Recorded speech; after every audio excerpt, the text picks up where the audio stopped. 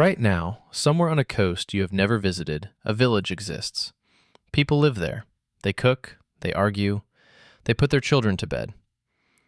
Now imagine you sail away from that village. You are gone for 3 years. When you return, you walk up the same shore, you see the same houses, the same fence. And every single person you knew is gone. No bodies, no bones, no graves, no signs of struggle. The doors have been carefully closed. The boats are missing. And carved into a single wooden post in rough block letters is one word: CROATOAN. This is not a legend. It happened in 1590 on a small island off the coast of what is now North Carolina. The village was called Roanoke. 115 people, including the first English child ever born in the Americas, vanished from it. Nobody knows where they went. We have been looking for them for 435 years. And the most likely answer is something almost no one wants to say out loud. To understand what happened on Roanoke, you have to understand what Roanoke was actually for. And it was not, originally, a colony. In the late 1500s, Spain owned the New World. Their treasure fleets carried silver and gold from Mexico and Peru back across the Atlantic, and England wanted a piece of that wealth. So Queen Elizabeth I did what monarchs do when they want money they cannot earn. She legalized piracy. She handed out licenses to private captains called privateers, state pirates. They were allowed to hunt Spanish ships in international waters, as long as they shared the gold with the crown. But pirates need a place to hide, and every Caribbean harbor was already Spanish.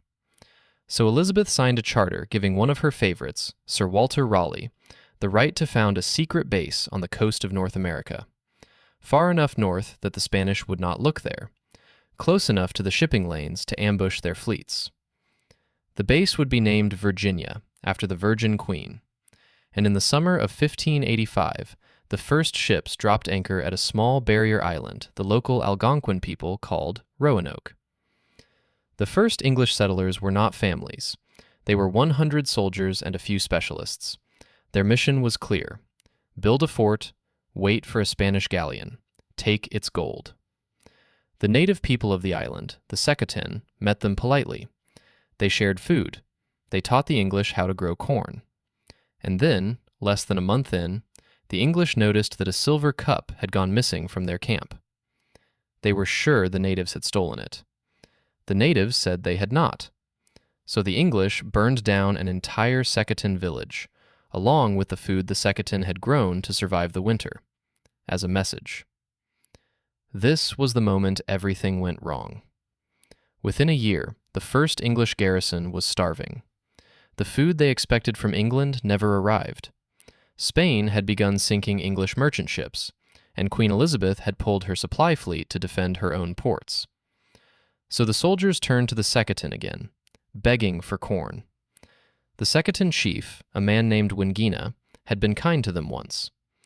But after his village had been burned, and after a series of unknown diseases began killing 9 out of every 10 people in the surrounding villages, the Secotan had had enough. Wingina moved his people inland and cut off all food deliveries to the English fort. What the English did next would set the tone for the next 400 years of colonization. The governor, a man named Ralph Lane, took a young Secotan boy hostage. Then, on the 1st of June, 1586, he marched his soldiers into Wingina's village and attacked it. Wingina was wounded. He fled into the forest. An Irish soldier chased him down, and he returned to the English fort carrying Wingina's head. For 1 week, the head of the Secotan chief hung from the wooden gates of the English camp. Then, that same summer, a privateer fleet arrived. The English garrison, terrified of native retaliation, boarded the ships and went home. They abandoned the fort entirely. A few weeks later, a relief ship from England arrived to find an empty island. And a few weeks after that, Sir Richard Grenville arrived with fresh supplies, found no one, and left behind a token force of 15 soldiers, just to maintain Raleigh's legal claim to the land. Those 15 soldiers would never be seen alive again. Now here is where the real Roanoke mystery actually begins. Because in 1587, Walter Raleigh tried again. This time, not with soldiers, with families. A new governor, an artist named John White, sailed across the Atlantic with 115 settlers, men, women, and children, including White's own pregnant daughter, Eleanor Dare, and her husband, Ananias. The plan was to skip Roanoke entirely. The relationship with the natives had been ruined by the previous expedition. They would land further north, at Chesapeake Bay, where the local tribes had never met an Englishman. But the captain of the ship, a Portuguese privateer named Simon Fernandez, refused to sail any further. He wanted to get to the Caribbean and rob Spanish gold, so he dumped White and the colonists at Roanoke, the one place in the New World every native tribe had a reason to hate them. When the colonists stepped onto the island, they found the bones of the 15 soldiers Grenville had left behind. 2 days later, a colonist named George Howe was killed by 16 native arrows while gathering crabs in the shallows. The colonists were trapped. They had wives and children with them. They were on hostile land with not enough food, and winter was coming. On August 18th, Eleanor Dare gave birth to a daughter, the first English child ever born in the Americas. They named her Virginia. 9 days later, the colonists begged White to sail back to England for supplies. He did not want to leave, but they signed a written petition, so he agreed. He would not return for 3 years. When John White finally sailed back to Roanoke, it was August 18th of 1590, exactly 3 years to the day since the birth of his granddaughter, Virginia. He stepped onto the shore expecting noise, hammers, children. He heard nothing. The houses had been carefully dismantled, not destroyed, not burned, taken apart, plank by plank, as if the colonists had moved house. Anything that could be carried was gone. The boats, the valuables, the small cannons remained, lying in the grass. The fort was surrounded by a freshly built wooden palisade. Someone had spent weeks reinforcing it before they left. On one of the largest posts of the palisade, deeply carved into the wood, were 7 letters. CROATOAN. And on a nearby tree, 3 more letters. C-R-O. White had given the colonists clear instructions before he sailed away. If they had to leave the island, they were to carve the name of their destination. And if they had been attacked, they were to carve a cross above the name as a distress signal. There was no cross. Whatever happened on Roanoke, it had not been an emergency. It had been a decision. For 400 years, historians have tried to answer one question. Where did 115 people go? The first theory was Spain. The Spanish Navy had been hunting for the secret English base in Virginia.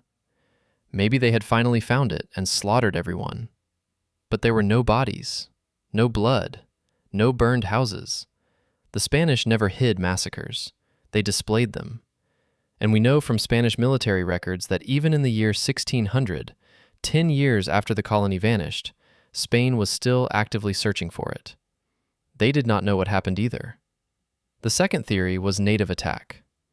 In 1622, native tribes killed 347 settlers in the new colony of Jamestown, just to the north. English propagandists at the time wrote that the same fate had befallen Roanoke. But again, there were no bodies. And the carved word, CROATOAN, was the name of a friendly tribe, not a hostile one. The third theory was disaster at sea. Some of the colonists were sailors. Maybe they tried to sail home in a small boat and drowned in the Atlantic.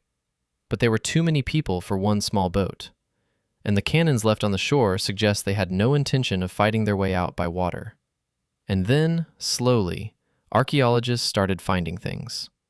In 2012, researchers studying a map John White had drawn of the region noticed something strange.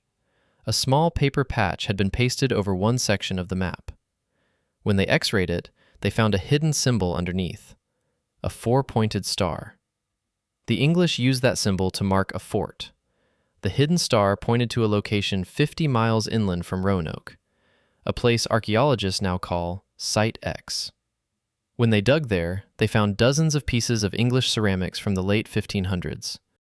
At the same time, on a different island called Hatteras, which the natives had called CROATOAN, Another archaeology team found English coins, gun parts, and the scrap of a 16th century English sword.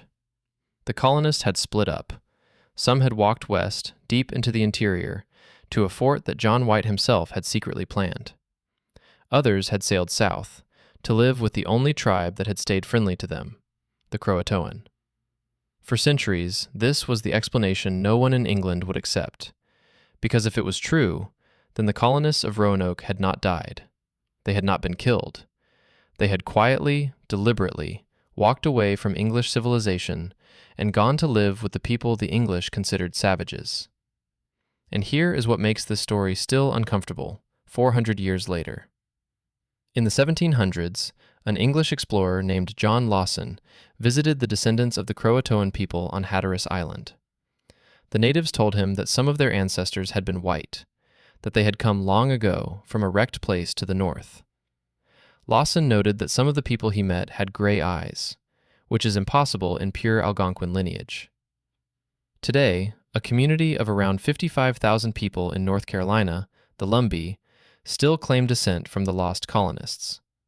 In 2025, the United States government formally recognized them as a Native American tribe. The reason their ancestors' story was buried for so long is uncomfortable to admit. For most of English colonial history, there was a law against it, a specific legal term. It was called going native, and it was a crime. Because the English could accept being killed by natives. They could accept being driven off by the Spanish. What they could not accept, what they refused to write down, was that 115 of their own people had looked at English civilization, looked at native civilization, and chosen the other one. The dancers of Strasbourg believed their bodies belonged to them, right up until the morning they did not. The colonists of Roanoke believed they were going to build a little England on a wild shore. But they came hungry, and they came hunted, and they came alone.